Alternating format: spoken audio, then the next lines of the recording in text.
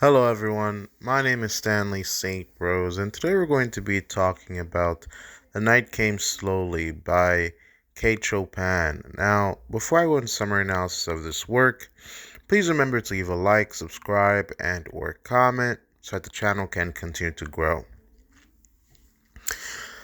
All right. The Night Came Slowly. Very interesting work here by Chopin. Just really interesting work.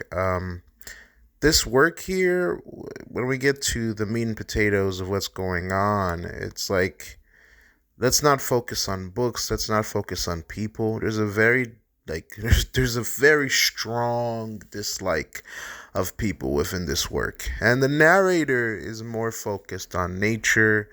The narrator is lying underneath a maple tree, and the narrator is like, yeah, it's like we're underneath this maple tree and the night is coming and it's coming slowly.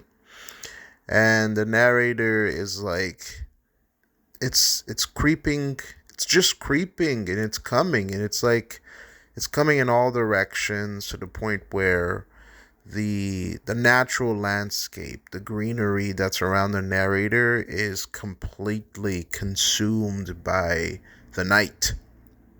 Right, the night is this thing.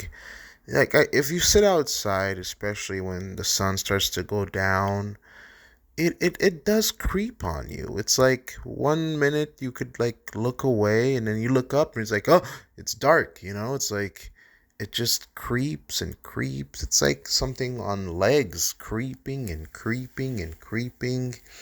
And the narrator is like in a trance. The narrator's in a trance. The wind, the maple leaves, everything that's around the narrator is just, it's great. It's like the narrator is one with everything. The narrator is close with everything. The narrator is enjoying everything that's happening, and it's just a great thing. Um, it's just like you're not focusing on people. The narrator here has a very like dislike towards men. The narrator is like, when there's like a young man on the scene and he's like teaching this Bible lesson. The narrator is like, "What do you know about Christ? I mean, the stars. I can learn something about Christ from the stars because the stars have seen Christ. But what have you seen? You haven't seen Christ. What can you teach me?" So you get this whole sense of there is wonder, there is profound depth and meaning in nature, and when you are in nature, you can be underneath a maple tree and you get to be a part of it. And it's like the nature itself is speaking to the narrator, and the narrator is just enjoying and she's having her fill of nature. It's like she's drinking a drink, and the drink is called nature. She's taking it in to the point where nature itself is talking to her. Her atmosphere, the wind, the maple leaves, every single thing has something to say deeply to her. And it's not about books here, it's not about men here, it's not about society. It's almost like the narrator is this conscious thing that is observing and feeling and taking in nature, and there's nothing that has to do with society and its things and its properties. It's just the narrator and nature. And then this Bible preacher, teacher, man has to come in the whole picture and ruin it all because he's young and he doesn't know. He hasn't seen Christ. What does he know about Christ? And so the narrator goes off on that, and the narrator was just enjoying the night and how slowly the night came, and just taking her fill. And this preacher, this teacher, just comes in out of nowhere and just ruins it, just utterly ruins it. Yeah.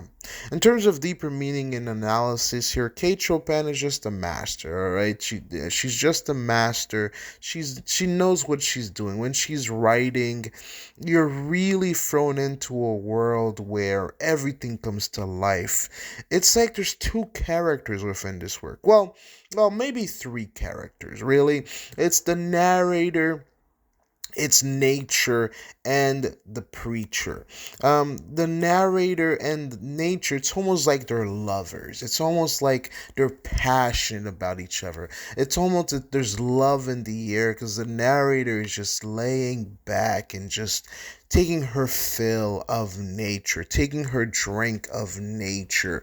And it's this love between the narrator and nature, and the narrator just appreciating the same way you could say like a man would be deeply, deeply in love for a woman, is the same way that the narrator here is in love with nature. The narrator is observing every piece, every inch, every characteristic, every deep notion that there is out there about nature.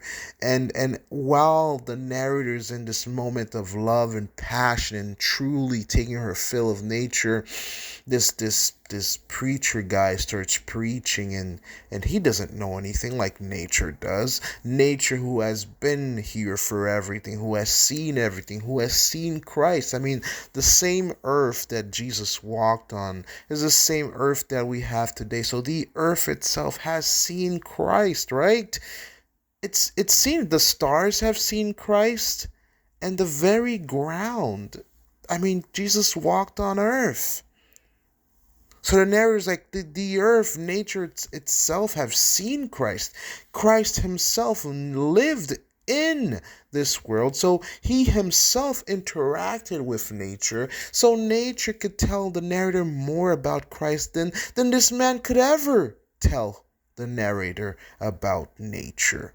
So this is very deep. It's very powerful, and Kate Chopin just really lavers you up and tells you that, listen, don't think about books, don't think about men and society and what they have to say. Really, just take your fill in nature because it has way more to tell you than man. So yeah. This, in terms of my own personal beliefs with this work, maybe not go too hard on nature, right? I mean, because like there's almost like a privacy, an obsession, a drunkenness of nature. I mean, you can definitely love nature, but it's almost like the narrator is obsessed with nature because nature just has so much to tell the narrator that it just gets crazy. Yeah. Well, that's all I have to say about this work. Please remember to leave a like, subscribe, and or comment, and I'll see you guys in the next video.